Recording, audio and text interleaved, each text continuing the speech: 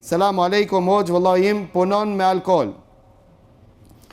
A mund që të jetë shkak ai që Allahu në familjen tonë mos lëshon bereqet apo risk? S'ka dyshim.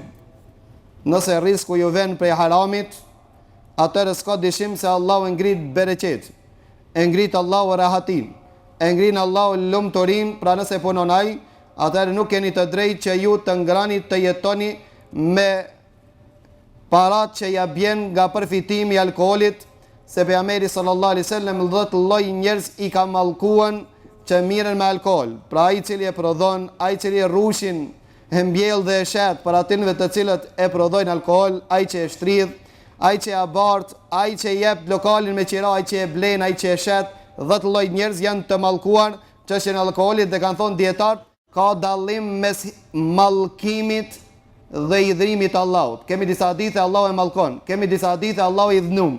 Cila është dallimi? Ka thonë dietar, në atë mëkat dhe gjuna që ka arë mallkim, s'ka dyshim se gjuna i madh. Në atë gjuna dhe mëkat që ka arë mallkim, nëse nuk pendohet, do të jenë në xhenem që ta laje atë gjuna. Ndërsa i dhrimin ka mundësi Allahu e toleron dhe e fal.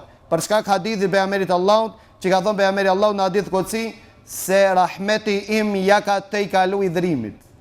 Rahmeti Allahut ja ka te i kalu i dhrimit, që nën kupton se ka mundësi rahmeti Allahut ta përshim. Ndërsa, nëse është i mallkuar, apo veprën që e bën është e mallkuar, Allahu nuk e falë vetëm me tobe. Dohet me bë tobe që Allahu azza wa jall ta falë. Allahu, Allahu, Allahu, Allah, Allah.